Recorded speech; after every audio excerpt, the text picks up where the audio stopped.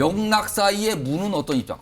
이거 세 명이 한꺼번에 등장했어요. 명락, 이재명, 이낙연 사이에 문재인 전 대통령은 어떤 입장인가? 요즘에 좀 심상치 않잖아요, 지금 민주당이요. 화면 좀 보겠습니다. 오늘 무슨 이런 얘기가 지금 나오고 있어요. 지금 이런 얘기가. 민주당의 한 중진 인사는 이낙연 전 대표 최근 측근들에게 이렇게 얘기했다. 신당 창당을 실무적으로 준비 검토하라 지시했다는 겁니다. 그리고 다른 민주당 인사는요. 총선 4개월 남아서 이 전 대표 결심하면 즉시 창당에 나서야 한다. 아무래도 아마 최측근이신 분들이 이런 얘기를 좀 언론에 설명을 했겠죠. 실무적으로 뭔가 창당 준비를 하고 있다. 그리고 즉시 나설 수 있게 준비한다. 지금 이겁니다. 핵심은. 최근에 이와 같은 맥락으로 보이는 이낙연 전 대표의 얘기가 있었습니다. 들어보겠습니다. 민주당의 실패는 리더십 과잉에 따른 실패고요. 이제 뭘 하겠습니까? 별 기대를 않습니다. 마음 둘 곳을 잃어버린 국민들께 마음 둘 곳을 하나 제시해 드려보자. 이런 모색은 충분히 의미가 있다고 생각합니다. 아직은 제가 말씀하지 못하고 있습니다. 그러나 마냥 시간을 끌고 연기를 피울 수는 없다고 생각합니다. 지금 시간 많지 않습니다. 연기 의자까지 피웁니까? 구워야죠. 뭐 이런 얘기예요, 지금요.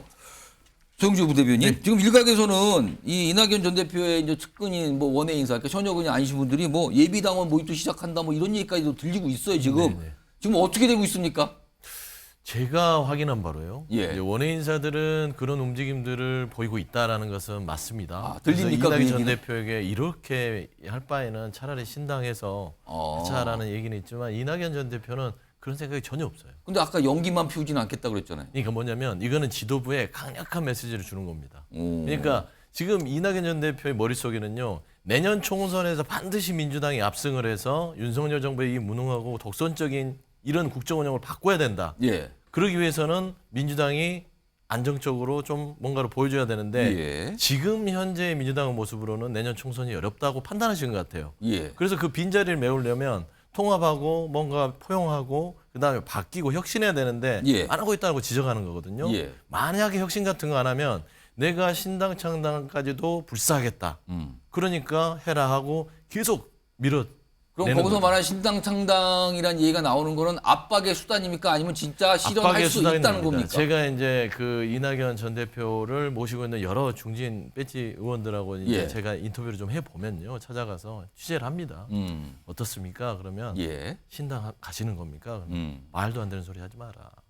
우리한테 탈당은 없다. 그러니까 이 당이 민주당이 어떤 당인데 예. 나가겠냐라고 얘기를 하세요. 예. 뭐냐면 말도 그럴 것이요. 보면은 이낙연 전 대표가 민주당과 함께 했습니다. 동교동으로 입문을 하셨죠. 그다음에 5선 하셨고 도지사도 하셨고 당대표도 했고요. 국무총리도 지냈습니다.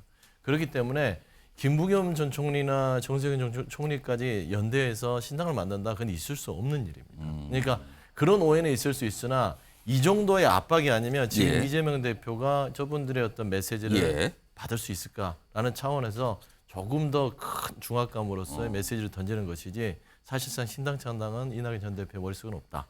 왜냐하면 원칙과 상식에 이원욱 의원도 똑같은 말을 하고 있습니다. 오늘 소영주 부대변이 많이 쓰시는 표현이 오해는 있을 수 있으나 그러면서 설명을 계속하고 계신데 이런 상황에서요. 문재인 전 대통령의 어떤 움직임이 오늘 하나 소개가 됐거든요. 화면 좀 보겠습니다. 화면으로 그건 소개해드리죠. 이게 뭡니까? 이게 보면 뭐가 입금됐는데 500만 원이 입금됐다 그랬잖아요. 근데 내용 보세요. 은행 있고요. 문재인 써 있어요. 문재인 전 대통령이 민주당의 특별 당비를 500만 원을 입금했답니다. 이게 오늘 알려졌어요. 경남도당에. 그렇죠. 그쪽 지역이니까 경남도에 500만 원 특별 당비. 그러면은 특별 당비를 저 정도 금액을 내는 거는 당의 보탬이 되라는 게 분명하잖아요, 지금. 그러면 여기서 갑자기 궁금해지죠. 이거 윤석 대변인께 우선. 최근에 이낙연 전 대표와 이재명 대표 사이가 좋지 않아요, 사실은. 압박하고 압박을 받는. 그리고 뭐 신당 얘기가 나오니까 굉장히 안 좋은 상인데 문재인 전 대통령은 무슨 생각을 지금 하는 걸까요? 이 당비를 납부했다는 거는. 본인이 정치적인 움직임을 끊지 않고 계속 하고 있다는 걸 아마 확인하는. 근데 그 정치적인 움직임의 방향이 궁금한 거예요, 지금. 이 두 전현직 대표 사이에서 어디를 가고 있냐는 거죠. 아무래도 이낙연 전 대표를 본인 대통령 재임 시에 임기의 절반 이상을 총리로 예. 그렇게 같이 일을 했던 분이기 때문에 당연히 이낙연 전 대표 쪽에 가까운 행보를 할 수밖에 없다. 그럼 저 500만 원이라는 숫자는 이낙연 전 대표를 생각하면서 딱 입금 이겁니까? 뭔가 정치 활동하기 위한 어떤 발판이라고 해석될 수 있는 여지를 남기는 거고 그것의 오. 방향은 이낙연 전 대표라고 봐야죠. 제가 왜 이 말씀을 드리냐면은 2017년 민주당 대선 경선전을 한번 생각해 보십시오. 예. 모든 지금 민주당의 분열의 시작은 그 시점이라고 보는데 잠깐만요. 지금 제가 제작진한테 그 입금 화면 좀 띄워주세요. 계속 띄워주세요. 그거 좀. 예, 말씀하시고요. 당시에 문재인 대통령이 경선 후보로서 1위를 해서 후보가 됐죠. 이재명 당대표는 2등 같은 3등을 했습니다. 안희정 전 지사하고 거의 차이가 없는 3등을 했는데 그때 해경군 김 씨 얘기 나왔고 서로 강력한 그 지지층들끼리 싸우면서 굉장히 당이 갈라졌단 말이에요. 그래서 문재인 대통령 재임 기간 중에 뭐 이재명 전 대표는 경기지사인데 방북할 때 뭐 동행도 안 하고 뭐 이런 상황이 있었단 말이죠.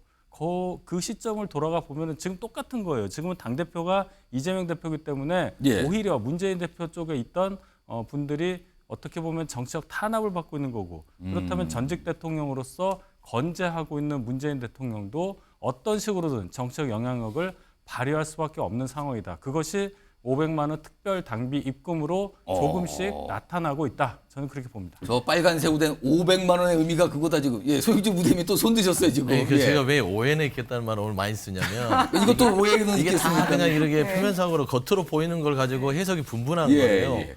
근데 윤석열 대통령도 당비 300만 원씩 냅니다. 예. 현직 대통령이 직책 당비를 예, 내요. 예.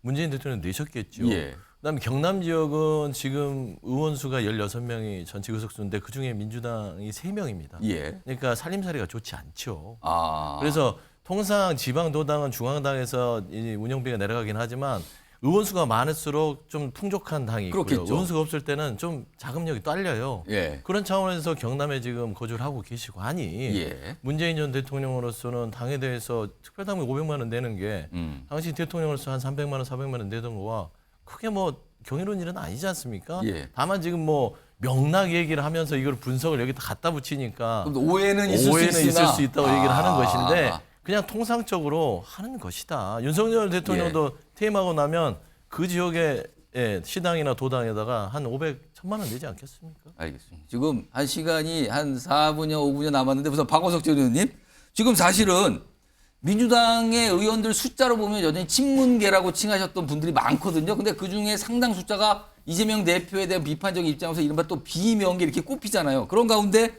문재인 전 대통령은 최근에 당내가 좀 신상치 않은 상황에서 어떤 입장을 과연 보일까? 아니면 구체적으로 말씀드리면 누구의 손을 좀 들어주려고 노력을 할까? 이런 상황에서 500만 원이 이제 딱 나타난 거예요, 지금요. 이거 어떻게 봐야 됩니까?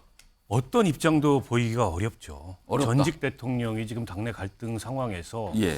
어느 한쪽에 손을 들어주는 모양새가 나타나게 되면 예. 그 자체로서 민주당이 쪼개지는 그런 효과가 그리고 나올 수 아무 있고 입장도 안 보이고 그냥 문 대통령이 그 책임을 어떻게 집니까? 그 때문에 지금 문 대통령의 심중은 어떤지 모르겠으나 예. 겉으로는 어떤 입장도 표하시기가 어려울 거다. 다만 제가 한 가지 추정해 보는 건 이런 겁니다. 예. 앞서 이제 서영주 그 부대변인도 얘기하셨지만 문 대통령 임기의 거의 절반 가까이를 이낙연 총리하고 함께 했어요. 아까 윤희석 대변인 그렇습니다. 얘기하셨군요. 때문에 이제 거기에는 각별한 신뢰가 있을 거고 지금 이낙연 그 전 총리께서 발언하는 수위를 보면 저분의 신중함에 비추어 봤을 때 내면에 어떤 결심이 안 서고 하는 발언이 아닌 것 같다. 강해요. 네, 저는 이렇게 보고요. 강합니다. 그리고 이걸 이제 이재명 대표가 풀 의향이 과연 있느냐. 예.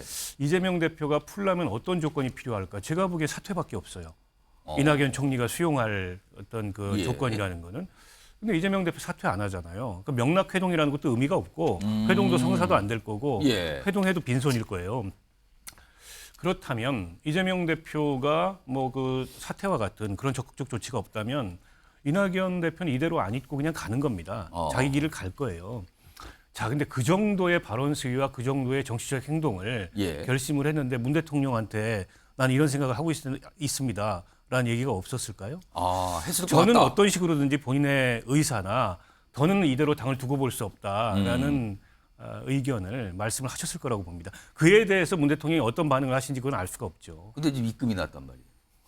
지금 그래서 얘기를 하는 건데, 예. 김희경 장관이 한 1분 한 30초 정도의 시간 있습니다. 말씀하세요. 일단은 그 입금할 수 있는 당비가 여전히 책방을 많이 찾아오는 나의 지지자들에 의해서 내가 번 돈이다라는 걸 보여주는 거라 나 여전히 지지자 많아. 예. 그리고 나 은퇴했지만 민주당에 내 지분이 있어. 이거를 보여주는 장면이라고 저는 생각을 합니다. 그리고 여러 가지 갈등이 있지만 어쨌든 본인이 있었던 당으로서 이 사태 해결이 당 안에서 해결이 됐으면 좋겠다라는 명확한 메시지는 있는 것 같습니다. 근데 그 당 안에서 해결될 수 있는 방법은 예. 지금 계속 답 나왔지 않습니까? 이재명 대표 물러나는 것 말고는 없는데 이 이낙연 총리 한 분만 움직이시는 게 아니라 예. 문재인 대통령 시절에 그 총리로 계셨던 전 총리들이 함께 움직이시는 걸로 이른바 알고 있습니다. 삼총리 뭐 이렇게 표현된단 네, 말이에요. 김부겸 총리, 정세균 총리 다 있고 심지어는 손학규 전 대표까지 모두 당내 민주주의를 걱정하고 사당화를 걱정하고 있는 상황입니다. 근데 현재는 문재인 대통령 입장에서는 갈등이 당 안에서 해결이 됐으면 좋겠다라는 메시지가 간 거고 그럼 그 해결은 뭐냐? 이재명 물러나는 것밖에 없다라는 거죠. 서영주 부대변인 사퇴 얘기가 나왔어요 지금. 한 30초 있는데 그러니까 무슨 사퇴 얘기를 너무 쉽게 하는데요. 예. 뭐 김기현 대표 사퇴도 그렇게 쉽게 하는 게 아닙니다. 그러니까 총선을 앞두고 당 대표의 사퇴는 신중하게 고려해야 될 부분이고요. 예. 지금 이낙연 전 대표는 아까도 말씀드렸다시피 당이 변화하는 모습을 지금 요구하는 거예요. 그러니까 지금 해야 될 일은 아주 가열차게 혁신을 해야 된다. 네. 그 말씀드립니다. 오늘 소영주 부대변인께도 굉장히 그냥 수고하신 것 같아요. 갑자기 오늘 좀 질문을 많이 받으셨어요. 알겠습니다.